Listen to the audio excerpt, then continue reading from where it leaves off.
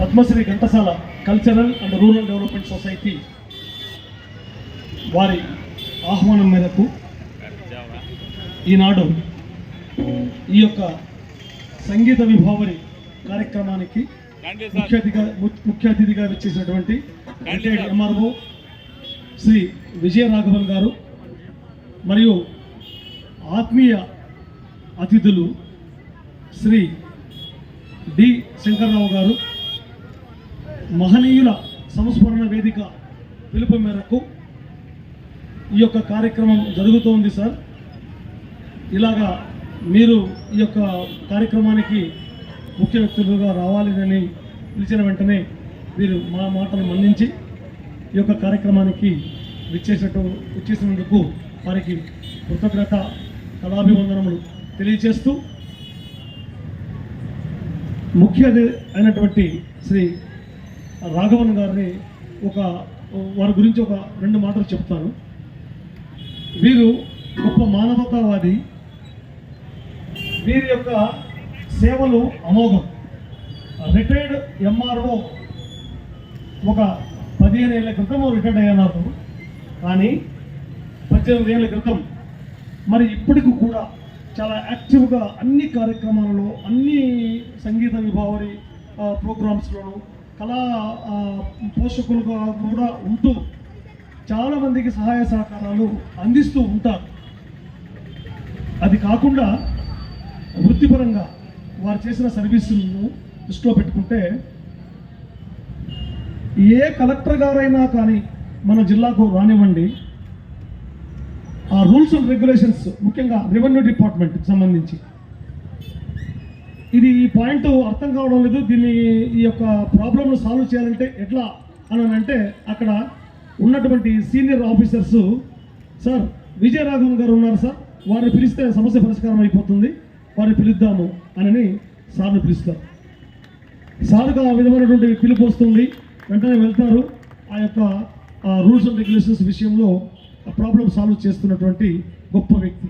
అది కాకుండా police department పరంగా చాలా చోట్ల, చాలా పోలీస్ స్టేషన్స్లో మన జిల్లాలో ఎస్పెషల్లీ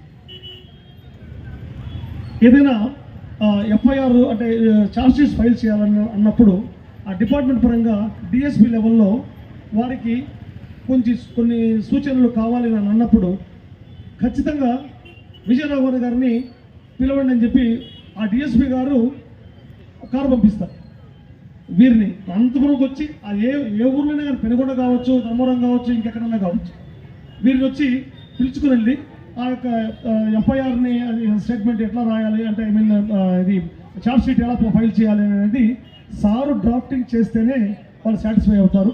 గౌరవంగా మళ్ళీ తీసుకొచ్చి ఇంట్లో డ్రాప్ చేస్తారు. అంటే ఈయన సేవలు ఇప్పటికీ కూడా 76 years అయినప్పటికీ కూడా ఇలాగే కొనసాగుతున్నాయి. అలాంటి గొప్ప వ్యక్తి మా సంస్థకు గౌరవ అధ్యక్షులుగా ఉన్నందుకు మేము చాలా గర్విస్తున్నాం.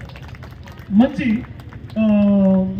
అభిమానిగా ఉంటూ చాలా సహాయ సహకారాలుగా, చాలా సలహాలు మాకు ఇస్తూ మా యొక్క సంస్థను ముందుకు తీసుకువెళ్ళడంలో వీరి యొక్క పాత్ర ఎంతైనా ఉందని చెప్పి, ఇలాంటి కళా సేవలు మాకెప్పుడు కూడా ప్లస్ జిల్లాలో అన్ని కళా సంస్థలు కూడా యథావిధిగా కొనసాగించాలని, భగవంతుడు వారికి ఆయురారోగ్యాలు మెండుగా ప్రసాదించాలని చెప్పి, వారి సేవలు ఇంకా మేము చాలా ఉపయోగించుకోవాలని చెప్పి మనస్ఫూర్తిగా కోరుకుంటున్నాము. అలాగే మరి మిత్రులు శంకర్రావు గారు, వారు ఆదోళన నుంచి వచ్చారు. ఒక చెప్పుల షాప్లో ఒక సేల్స్ రిప్రజెంటేటివ్గా ఆదోని పట్టణానికి 35 ఏళ్ల క్రితం వచ్చారు. అంతేనా సార్? 35 years 1972లో వచ్చారు. వచ్చి అక్కడ ఆ వ్యాపారం అంటే డ్యూటీ చేసుకుంటూ, ఆ వర్క్ చేసుకుంటూ, ఇప్పుడు అదే ఫుట్వేర్ షాప్స్, పెద్ద షాప్స్ ఆదోనిలో ఫేమస్, ఒక 2 షాపులకు ఓనర్ అయ్యారు. కోట్లు సంపాదించారు. ఫ్రాంక్గా చెప్తున్నా, కోట్లు సంపాదించారు ఆయన. చాలా అప్పుడు ఎలా ఉన్నారో 30-40 ఏళ్ల క్రితం ఎలా ఉన్నారో ఇప్పుడు కూడా సాధారణ వ్యక్తిగానే ఉంటారు. వారు మా సంస్థ అయినటువంటి Padmashri Ghantasala cultural and rural development society Guntakal వారికి పరిచయం కావడం అనేది మేము చాలా గర్విస్తున్నాం.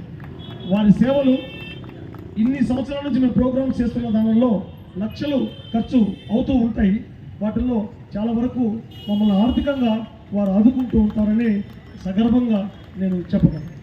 సో వారికి కూడా భగవంతుడు ఆయుర ఆరోగ్యాలు మెండుగా ప్రసాదించాలని, వారి యొక్క సేవలు ఇంకా మాకు ఇతర కళా సంస్థలకు అందించాలని చెప్పి కోరుకుంటూ, ఇంకొక విషయం ఏంటంటే మనలాంటి సంస్థనే ఆదోనిలో లలిత కళా సమితి అనే ఒకటి ఉంది. దానికి ప్రధాన కార్యదర్శులుగా కూడాను సార్ ఉంటున్నారు. సో వారు ఇలాగే చక్కటి ఆయుర ఆరోగ్యాలతో ఉండాలని, వారి సేవలు మెండుగా అందించాలని చెప్పి నేను మనస్ఫూర్తిగా కోరుకుంటూ శంకర్రావు గారిని ఒక 2 మాటలు మాట్లాడవలసిందిగా కోరుతున్నాను. ఆ తర్వాత మన ముఖ్య అతిథి అయినటువంటి విజయరాఘవన్ గారు కూడా 2 మాటలు మాట్లాడాల్సింది రిక్వెస్ట్ చేస్తాను. ప్లీజ్.